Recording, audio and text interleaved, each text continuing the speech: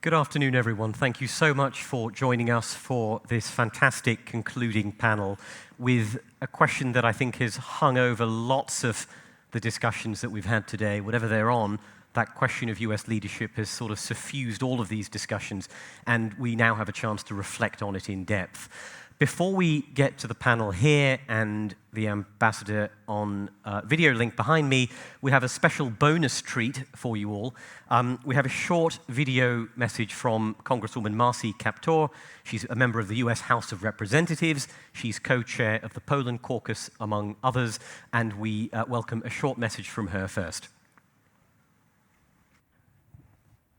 Hello, I'm Congresswoman Marcy Kaptur, representing Ohio's 9th Congressional District along the beautiful southern shores of Lake Erie. It's my pleasure to join you all at this year's Warsaw Security Forum at the panel entitled Rebuilding U.S. Global Leadership for a Better Democracy Worldwide. The Transatlantic Alliance is the linchpin for global security. Out of the ashes of World War II, visionary American leaders helped establish critical institutions like NATO to deter Soviet-Russian aggression. Tragically, yet again, the Transatlantic Alliance is facing down increasing and evolving threats. A rising and aggressive Russia, once again, threatens Europe's eastern flanks. Russian dictator Vladimir Putin's aggression and illegal occupation of Ukrainian territories has caused the deaths of over 14,000 innocents. Ukraine is the scrimmage line for liberty in Europe. Thus, Ukrainian service members are not only protecting Ukraine's security, but also Europe's eastern flank. Meanwhile, a rising China is cause for significant concern. Through coercive debt trap financing, China has captured key infrastructure worldwide, including the highways of Macedonia and the Greek port of Piraeus. China seeks to export its autocratic norms globally, including through mass surveillance technologies. I wish to commend the nation of Lithuania for so bravely standing up to China's malign influence by leaving China's 17+1 initiative. In response, it is clear that greater U.S. democratic leadership is needed. As Article 1 of the Constitution, the United States Congress has a central role to play. On a bipartisan basis, we are already leading the way on key initiatives. For example, Congress strongly supports the 3 Cs initiative. This project is boosting democratic resolve in the strategic region of Central and Eastern Europe. In the previous Congress, I was honored to lead House Resolution 672 to support the 3 Cs resolution. This legislation passed the House unanimously and helped pave the way to $1 billion in financing as our nation's foundational support.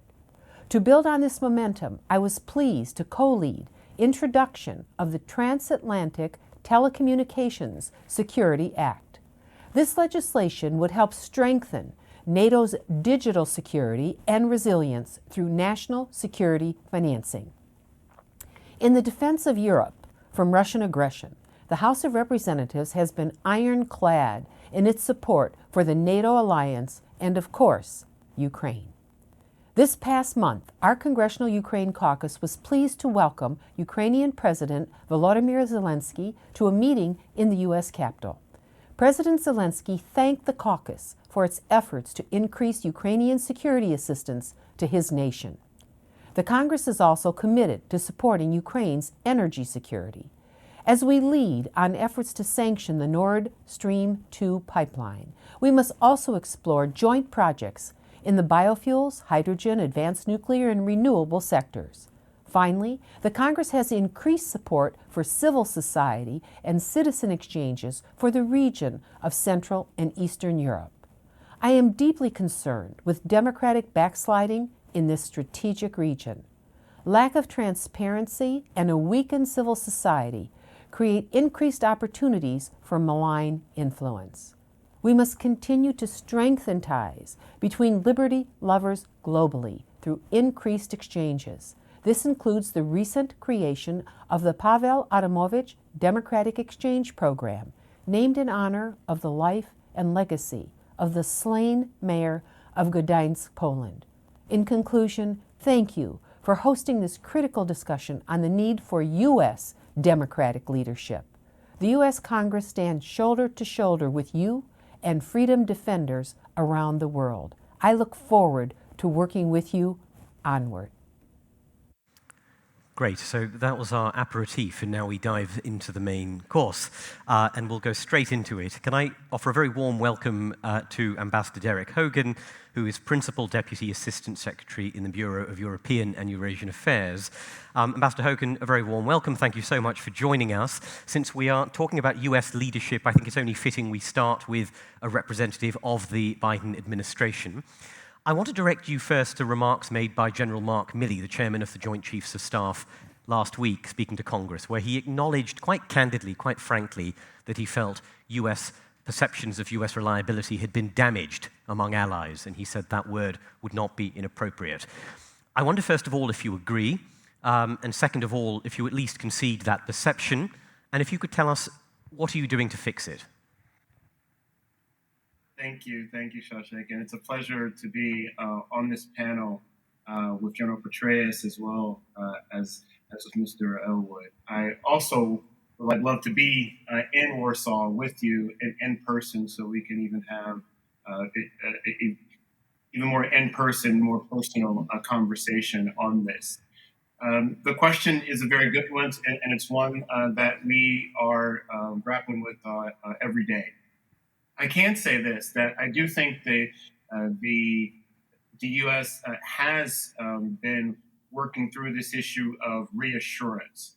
Basically, some allies and partners have sought reassurance from the United States, have sought a deeper understanding of our level of commitment to these important, very important partnerships and alliances.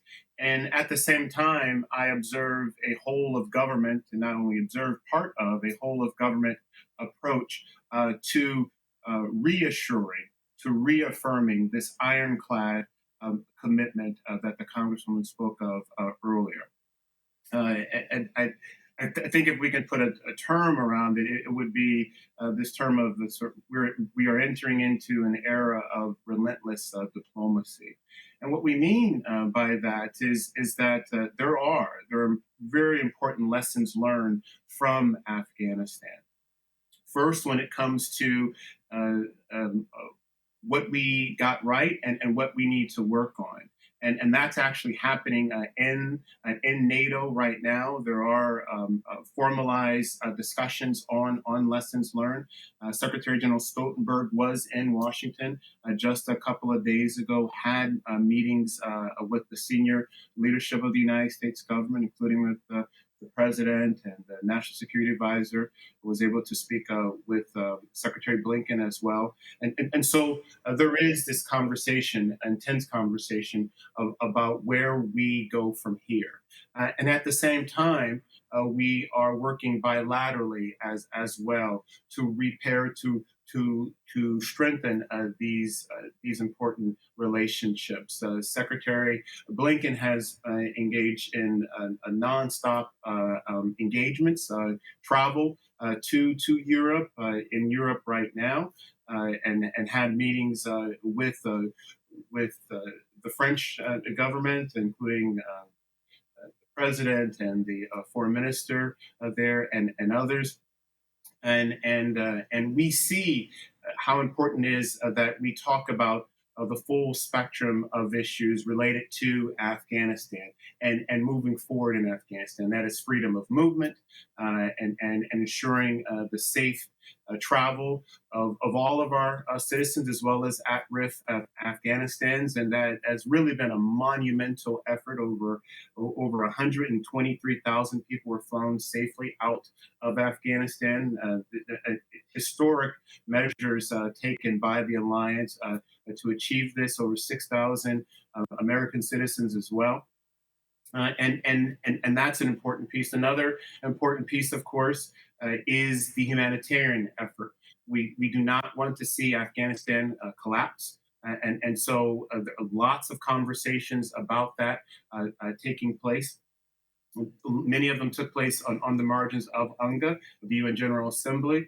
There were some quad meetings, there's so sub-regional meetings, lots of meetings taking place on that G20 summit coming up later this month as well, a major focus there. And then a third, of course, a third area of importance as we look, Ambassador, could I ask you to wrap up in just a moment?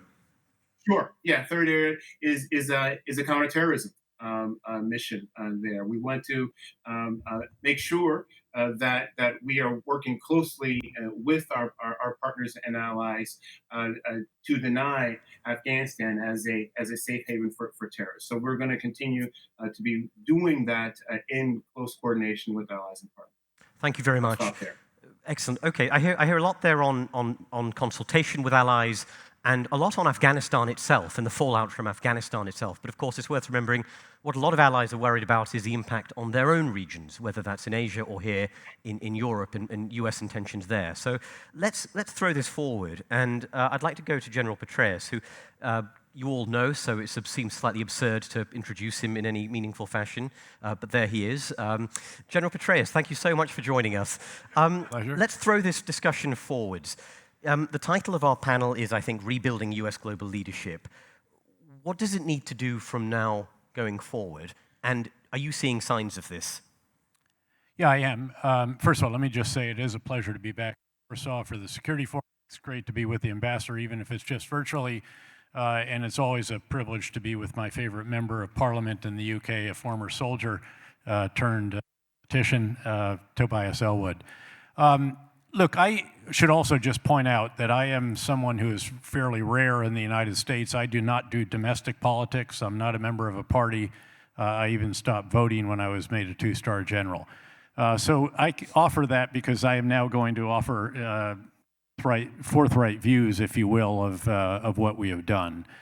I think there is no question but that the decision to withdraw from Afghanistan, and I publicly had a different view on how that could have gone forward. The perception, whether it is fair or not to the United States, but the perception, particularly in among our European NATO partners and the other coalition members, that there was not sufficient consultation. That's arguable, but that perception is reality. And then, frankly, the follow-up with AUKUS, where the U.S. perception clearly was, and I spent time with very senior members of the White House and some other very high-level officials last week in some small meetings. The perception was that Australia had communicated very clearly this was not going to be a huge surprise to France, and yet it turned out to be a big surprise. So what you have is a situation where the United States, a new administration which really had very good momentum building, the U.S. Engaged in the Indo-Pacific area, the Quad, all the other major allies and partners out there. They then went to the G7 summit with the UK, summit with the EU, summit with NATO, summit even with Putin. Again, they'd gone all around the world and building all towards the moment where the president would engage with President Xi, because the biggest of the plates that the U.S. and our allies and partners have to keep spinning is not Afghanistan, it's not AUKUS, it's the plate that represents the relationship with China. And as the ambassador mentioned, this is a whole of governments. And in fact, with great respect to the term relentless diplomacy, we need a lot more than relentless diplomacy. We need relentless everything. And it includes, of course, remaking our doctrine and our all of our procurement and everything else for the Indo-Pacific. So that was the whole purpose, and it's all going along well. And then we have Afghanistan, which takes the oxygen out of the Situation Room in the White House.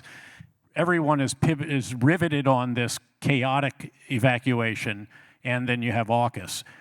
So what did you acknowledge, and he has acknowledged, the ambassador, and as have the most senior people in the White House, you acknowledge that, okay, we got to rebuild momentum. And how do you do that? Well, you immediately start going to Paris and you go to Brussels. And, where is our national security advisor today? He's in Europe. Where's the Secretary of State? He's in Europe. Who has called the French counterpart and the French ambassador every day for the last 2 weeks? The national security. That's what you do. And get back on track so that you can focus once again on what is the biggest plate that has to keep spinning. Again, we're the circus guy that has a lot of plates spinning, but you also have to have a lot of other plates spinning. So even as the approach is correct to, again, filter everything through a prism that asks, how will this affect the effort to develop a coherent, comprehensive, whole-of-governments approach to China with all of the U.S. allies and partners together in this, there's also a recognition that we got to keep the Russia plate spinning. And we have to keep the Iran plate, which is, by the way, going to be the next one that comes to a boil, I fear. That's one to watch. We have to keep North Korea. We have to keep Islamist extremism. And of course, as the ambassador rightly noted, there will be a greater threat of that now in Afghanistan with the Taliban partner to al-Qaeda in power in Kabul. And of course, Afghanistan is going to be an absolute humanitarian catastrophe, but that should be something that can be compartmented now and will not detract the way this enormous evacuation did indeed do that. And there's a lot of else. Also, on our own domestic front, the president clearly he has acknowledged rightly that foreign policy more than ever before for the United States begins at home. And we have to demonstrate that, again, we are true to our values and our ideals and the principles, what we have, fought to defend over the years. And let me very briefly there say, nobody was more privileged to serve and to indeed to lead, to command Polish and other forces that are represented in this room than I was, as the commander of the surge in Iraq and the commander of the height of our operations in Afghanistan. And how Afghanistan ended should in no way detract from the extraordinary service of those who did volunteer at a time of war for their countries to serve against very tough, resilient, adaptable, and often barbaric enemies, and do so very, very impressively. So the U.S. has got to get the domestic house in order. I think that is going to happen. You'll read all the, every day there's going to be a new drama on Capitol Hill, but they'll eventually get the budget done. They'll get the debt ceiling lifted. They'll get infrastructure done. It'll be maybe $3 trillion instead of $5 trillion or something, but that will get done. And in the meantime, the ambassador and the Secretary of Defense and State and National Security Advisor, all the others, and a whole of government are going to be pushing this to get that momentum going again, because I think that they did have good momentum until these two issues arose and really, again, took the air out of the balloon for a while. Thank you very much for those reflections. Let me now bring in Tobias Ellwood. Tobias, you are chair of the House of Commons Defense Committee. You are also a long-standing observer of defense issues and a former soldier, as the General mentioned earlier.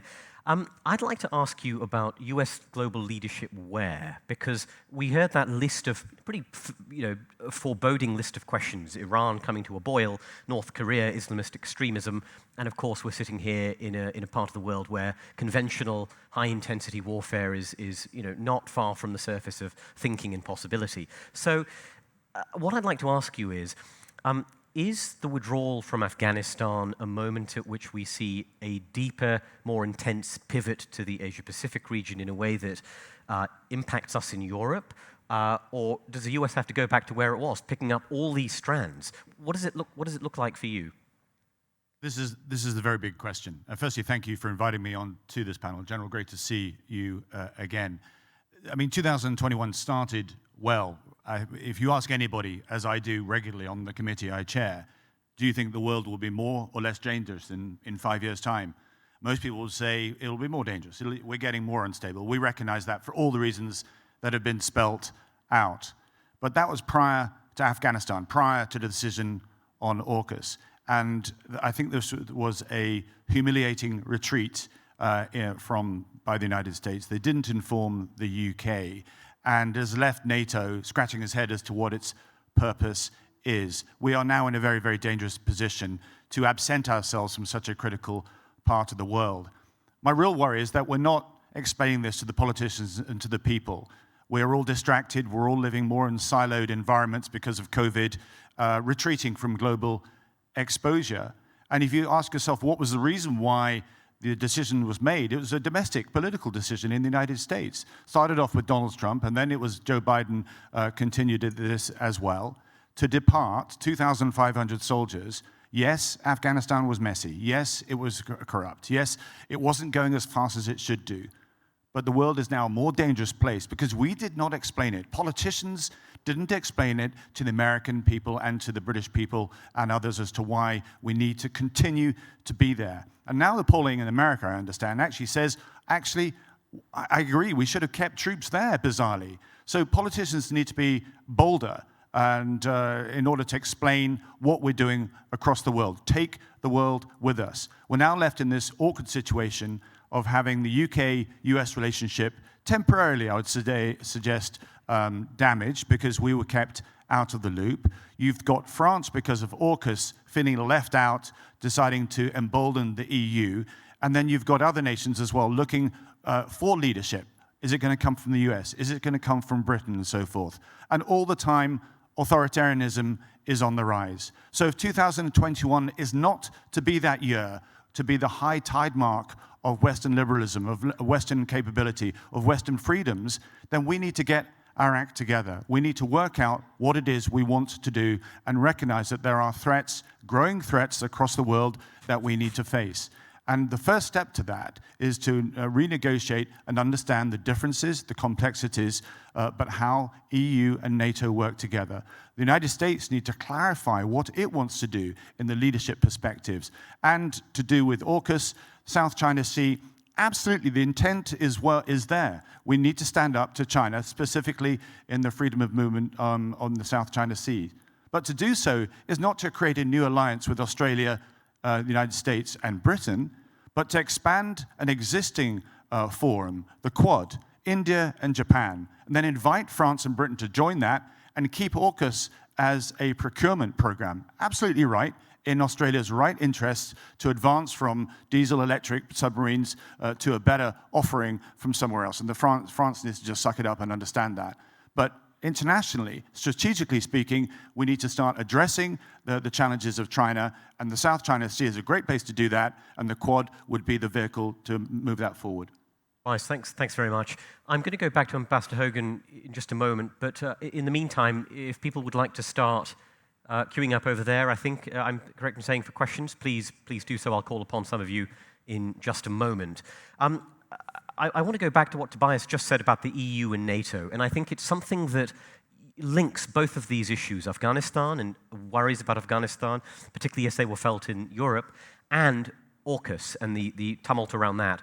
And Ambassador, I want to ask you about the phone call between President Biden and President Macron, in which President Biden promised support for EU defense complementary to NATO. This was a sort of seen as an important moment. This was sort of seen as an offering to France, but also a potentially significant moment in the interface between the US and the EU. And this matters because for the EU, the prospect of a stronger EU defense capability was also spurred in part by both developments, at least in some parts of the EU, if not in all of them. So I'd just like you to clarify what was meant by that. What does it look like for you to encourage a more independent EU defense capability that is complementary to NATO? And have you fully thought through what that looks like in the balance between the EU, NATO, and the delicacies around those two alliances? Thank you. I think we are first and foremost focused on strengthening the NATO alliance. Right? That has got to be, that is the core, that is the pillar of our security platform and arrangement and relationship with Europe. And so the president has made that clear. We're about revitalizing our alliances, and this is where we're starting off. At the same time, we are very much welcoming and committed to seeing Europe and the European Union develop their defense capabilities. And we see opportunities for complementarity. And I think that's something that we are working through. that this is something that is part of our conversations, that the Secretary had in Paris, part of these conversations that the Secretary will be having with his EU counterpart coming up. We want to make sure that this is something where it achieves our overall collective goal, which is to strengthen the transatlantic relationship. And we believe a strong Europe that has the capabilities necessary to meet the 21st century challenges that we have just been speaking about, including the Indo-Pacific, is only in our interest. I'll stop there. Thank you very much. Okay, I think we have someone at the podium, so if I could invite you to please introduce yourself and ask your question. Thank you. My name is Almas Sanuki. I'm from North Macedonia, a participant of the new Security Leaders Program. I wanted to ask, how do you comment the statements of some of the leading experts in security from Brussels that Kabul was a wake-up call for a greater strategic autonomy of EU vis-a-vis the United States? Thank you. Thank you very much. General Petraeus, would you like to have a stab at that? Let me just first make a comment as someone who served in NATO positions in numerous occasions, including as the speechwriter for the Supreme Allied Commander when I was a young major. And even then there was discussion of the EU security identity, and there have been numerous initiatives since then. And candidly, I have learned to take those with more than a grain of salt and to ask immediately, how many new tank battalions or now cyber battalions or space squadrons or whatever else will actually be part of this new initiative? Because if it is merely to reorganize headquarters, which is often what it is, then I'm a little bit less impressed. And I think it's very important to remember a stark reality that was also revealed in Afghanistan, that when the US left, and we only had 2,500 to 3,500 troops, depending on your counting rules, all 8,500 of the other coalition forces had to leave. All 18,000 contractors had to leave. So let's remember, again, a reality. I don't like this reality. I wish it were different, but it is a reality. That is that the US doesn't just spend more than all of its 29 NATO allies put together. It spends more than twice as much as all of its NATO allies put together. So again, to come to the question now that Kabul revealed this reality, well, again, this reality has been with us for quite some time. I do applaud cases where there have been initiatives by truly EU or individual member countries. I mean, France in Mali has done, I think, an impressive job in a very, very difficult fight. The U.S. has 1,000 troops committed to that fight, I might add. And by the way, 6,000 or 7,000 all around the African continent, keeping an eye on Islamist extremists wherever they are. And by the way, if you take out Afghanistan, everywhere else where there are Islamist extremists, the U.S. is maintaining its capability. It's keeping troops in Iraq, not for combat operations. We weren't doing combat anyway.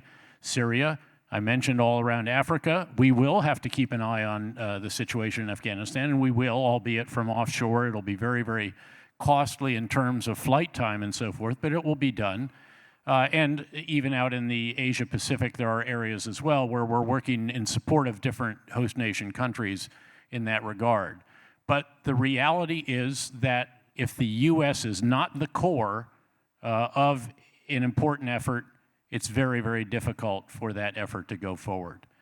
So the challenge is, okay, then again, how many extra cyber battalions, tank battalions, whatever else, ISR battalions will be accompanying this initiative? And the more of those that you report to me, the more impressed I will be. I'm reminded of my colleague in Berlin who said, Europe seems to get about half a dozen wake-up calls every year. Has anyone checked for narcolepsy? So there's one way of looking at it. Tobias, would you have anything to add on that? Yeah, we need to learn from the past. We need to learn what happened in Afghanistan over 20 years, because otherwise it's the general public, not us, not the people in this forum here. We understand the threats. We live and breathe it. That's our job. But the average voter actually is probably quite pleased still that maybe we've departed and we've turned our backs on it, not seeing the wider, longer-term consequences.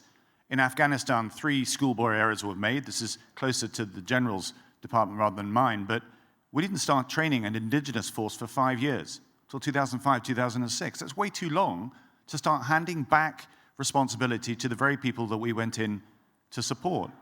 Something we learned in Northern Ireland, you've got to speak to the bad guys. The Taliban asked to come to the table in 2001, in December, in Bonn, and they were turned away. No, we won, you guys have lost. And they not only turned away, they were turned away, they of course went across to Pakistan and started to regroup, and that's where the bad thing started. And then of course finally there is the actual governance structure itself. How can we impose a Western solution, a system that's run by, from Kabul in a country which has traditionally been a tribal community structure? We didn't understand the grain of power in the country whatsoever, and that's why it's taken so long. But like I said, it was still heading in the right direction. And us removing ourselves from them has given now a free rein to terrorism, which again the general has mentioned, extremism.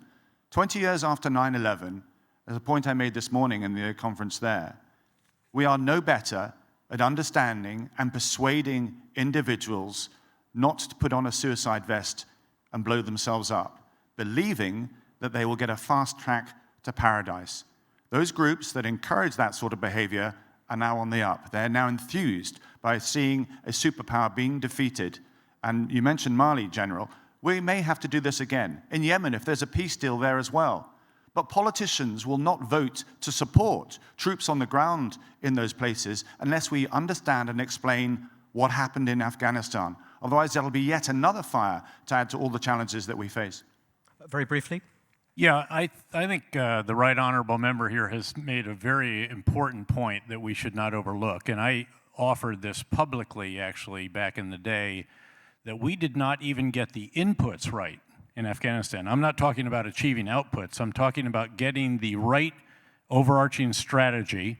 And with respect, I think we were a little bit more nuanced about the government structure, and I can get into some considerable detail on that. Certainly lots of challenges. But I'm talking about the right big ideas, the right organizational architecture, the right, almost right level of resources, and I'm not just talking military, but also diplomatic development, intelligence, rule of law, all the rest of that, all of which was on life support up until that time. And then the right people and the right preparation of our forces. We did not achieve that until late 2010. This is 9 years into Afghanistan. I remember doing an assessment for Secretary Rumsfeld on my way home from my 3-star tour in Iraq, and I visited Afghanistan, and I couldn't believe how far they were behind Iraq, even though they started 2 years earlier. And that, again, we lost an enormous amount of time as a result of that, and that's time that you really can never get back, because in the meantime, the Taliban were regrouping. It took them years, literally, to transform from a shattered force into something that could come back in and cause problems. And we missed the opportunity of that particular time. And again, that is something that can never be retrieved. I think that one thing is interesting to me is there are lessons here that are perhaps specific to large, open-ended counterinsurgency campaigns in very different societies. But there are also lessons that may be applicable to... These are relative to everything, military campaigns, long challenging campaigns sure. I mean, in other parts of the world. Another one is get to a sustainable, sustained commitment. I would have argued we did achieve that, but obviously that was not seen that way. But, and by the way, sustainability is measured in the expenditure of blood and treasure. You know, if no U.S. soldier had been killed for 18 months, is that not sustainable?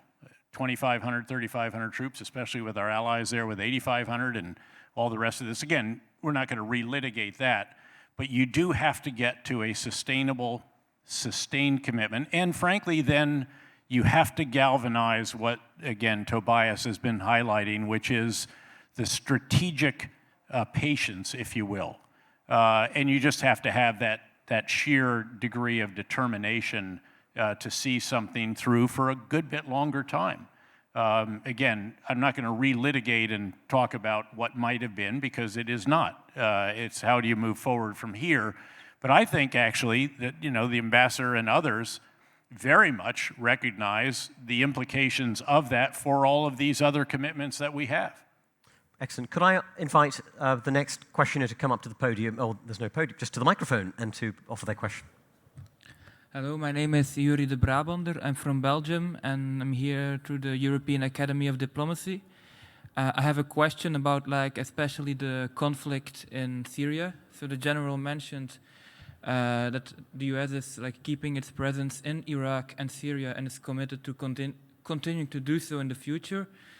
But my question is now, how will our allies in these countries perceive us? That is called, the panel is called Rebuilding U.S. Global Leadership. Don't we risk, because of Afghanistan, our allies in these countries will look more to China or to Russia because they may seem in their eyes from now on more reliable? Thank you. Ambassador Hogan, could I go to you on that? I mean, I realize you're in the Bureau of European and Eurasian Affairs, and your domain is not necessarily Syria and Iraq. But I wonder if you could address that point about whether you see indications of your strategic competitors, your rivals, Russia and China, seeking to take advantage of this moment of, some might say, reputational vulnerability, and whether you're seeing that in other parts of the world, and whether how you're responding to it. I think that's a good question, and I do think that that temptation and perhaps even some initial action on the part of our competitors is there. But I think that's also balanced by the fact that they don't want to overburden themselves either. How much do they want to get bogged down in some of the conflicts around the world? So that would be a balancing act. And when it comes to Syria, I mean, that is a country where there are a number of partners with which we work that we continue to have very, very substantive and constructive a dialogue. And of course, Syria is so complicated because it depends on what part of Syria are you talking about, where you see those interests converging or diverging.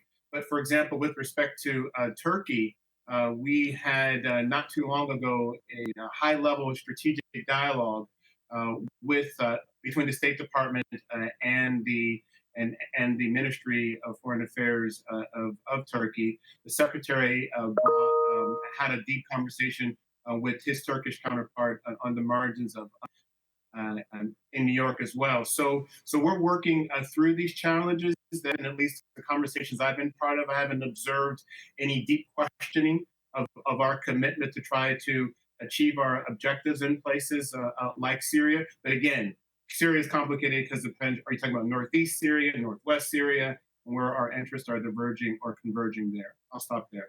Let me just add something if I could, because I think we have to acknowledge that China did, when we pulled out of Afghanistan, say, see, we've told you the U.S. is a great power in decline, and see, we told you, especially Taiwan, take note, that they are an undependable partner. That's reality. And again, the U.S. government knows that. Again, they don't have their head in the sand, and that's why they are hustling around.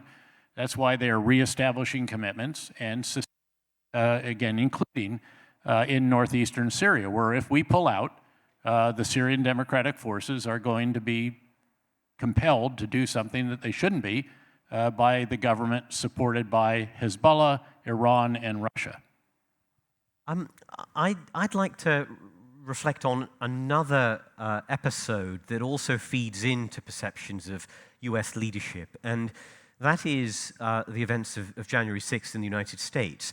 General Petraeus, I know you said at the beginning you had not been political, and you talked about that, but it seems what happened in January also sort of made the political strategic, and it affected... No, this is a big deal. This is why President Biden said we have to be, foreign policy begins at home. Yes. And he's laid out, I think, quite coherently.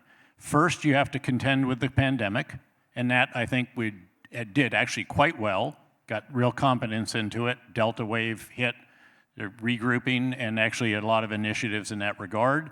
Get the economy coming back. Look, I'm a partner in one of the world's biggest investment firms. The economy is roaring back. We're worried about inflation for the first time in quite some years. And then he said we have to invest in America. That's all the stuff that's going on Capitol Hill right now. And again, this is going to be endless drama for the news channels. They'll get it done. At some point, they're going to figure out a way how to navigate through this, although it's going to be very messy and very noisy.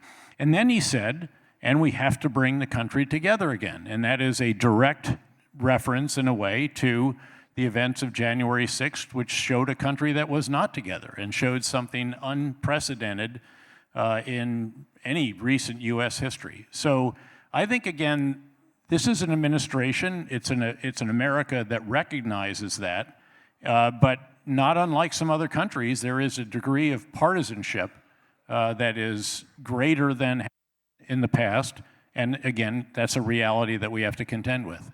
Tobias, I want to bring this to you because you have strong connections with America, you're a natural Atlanticist. For you, how badly has US leadership been tarnished by that? And I think the question a lot of European states have on their mind is, even if that gap can be narrowed, what is the prospect of a return of Donald Trump in 2024 or a Trump-like populist who shreds many of those domestic values and international commitments? Are you worried about that as a Brit with a stake in that partnership? Yeah, I'm also worried about that as a parliamentarian too, because when you step back and look at the growth of authoritarianism across the world, you've got Putin saying that liberalism is almost obsolete, and the tools for an authoritarian leader to retain control are ever greater because of surveillance and so forth. And not only that, but there's the money. There's a bank there called China that will support you without any questions asked. And that's why the West is getting smaller and the authoritarian world is getting bigger. So even more so, the West has to be an exemplar of democracy, of openness, of transparency. And yet what we saw at the beginning of January, but also before that, Guantanamo Bay, that's an example of us losing sight of who we are, what we believe in, and what we stand for. And other examples, you can find as well, even in the invasion of Iraq in 2003. I know, General, you were very involved in that, but I hope not in the political decision to go in the first place, to justify somehow. I was a mere two-star, taking orders. Taking orders. And that's another great example. Now, if the West... I do want you to know, I did ask, excuse me, can you tell me again what happens when we get to Baghdad and take down the regime? Good. Didn't get a full answer to that one. Okay. I wasn't expecting the General to react that way when I mentioned this, but absolutely right. And it's good that you do so. Because the question is, what do we stand for? What are our values? And the worry now is, as I said, in the next 4 or 5 years, if we don't sort ourselves out, our international institutions are no longer strong enough to hold errant nations to account. We're in a period of flux, and it's going to take some strong leadership. And we look to the United States, for that. And so far, I'm afraid, post G7 summit, but since then, it's not been good. We've got to move up a couple of gears. Thank you, Tobias. We have a few more minutes, and I'd just like to perhaps conclude with a question from the floor, if we could, please. Is this on? There we go. Thank you very much, gentlemen. My name is Stephen London, graduate of the Academy of Young Diplomats, fellow veteran, time in Afghanistan. So my question, to take a little wordplay if we're talking about takeaways, my question involves left behinds. So in rebuilding U.S. global leadership and in a diplomatic stage, what consequences do you think could or could not happen in terms of evacuating Afghan allies who help support not only the U.S., but NATO forces throughout 20 years? Thank you very much. We have a moral obligation to tens of thousands of Afghans who did not get on a C-17 during the evacuation. One of the organizations I'm privileged to be involved with a group called No One Left Behind, which has enormous legal expertise on all of this because it gets very complicated very quickly unless you did serve 2 years as a battlefield translator, in which case you qualify for a special immigrant visa. But there are many categories beyond that, of individuals who essentially put their lives at risk because of their service with us in some capacity, and also therefore have put the lives of their families at risk. And so we're working hard to, first of all, to really understand how the system operates. We have teams, literally teams of lawyers for different categories. We then engage with the government. We also have a fair amount of resources as well, so that we can get these individuals the right treatment. In some cases, you can evacuate them directly. In some cases, you have to get them to a neighboring country to go to a U.S. consulate. But again, I would finish the way I started, which is to say we have a very substantial and so far unfulfilled moral obligation to a lot of people that were left behind. Tobias. Yeah, such an important question. I absolutely echo what the General has just said. I hope one day we will hear some amazing stories of SEAL Team 6 and SAS taking people out through Spinboldak and other places, leading them to safety. But what I would say is that the music hasn't stopped in Afghanistan. When you look at where the country was in 1996, 97, a failed state, absolutely broken down, and today there are millions of people that are left behind. And they have built a society, they've enjoyed freedoms which were not there 20, 30 years ago. And I think you're going to see a resistance build up again. I can't see the Taliban controlling north of the Hindu Kush in the Uzbek, Tazek areas, from Herat all the way around to Mazar-e Sharif, even around to Jalalabad as well.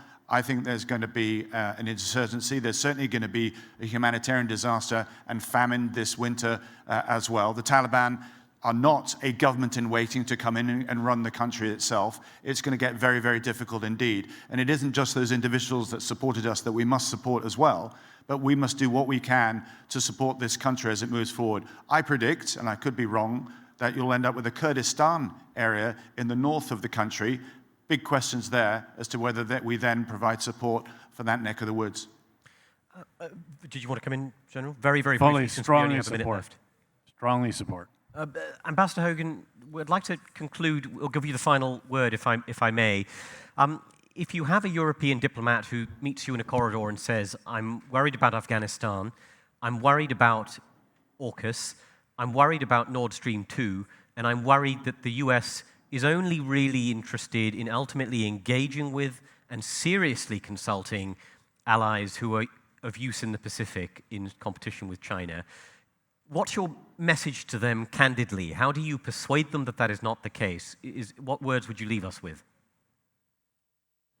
I think that it really is a matter of not engaging or not falling into a binary choice, right? I mean, I think we really look at all and deal with them head on, and because that's really the only way to navigate these very stormy waters ahead of us. So when it comes to NS2, for example, we are in very, very close touch with the Germans when it comes to the implementation of the U.S.-Germany agreement on reducing the risk for NS2.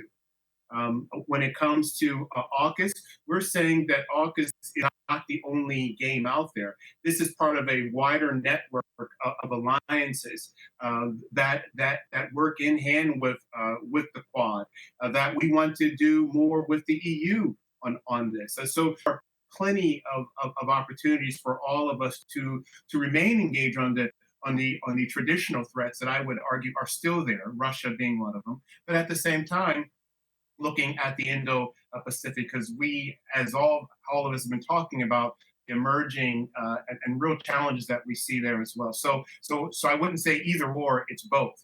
And we want to do this together. Ambassador Hogan, thank you so much for joining us and thank you for your time. Could I also please ask Thanks, Derek. And could I also please ask you all to join me in thanking General Petraeus, Tobias Ellwood, and Congresswoman Kaptur at the beginning as well. Thank you.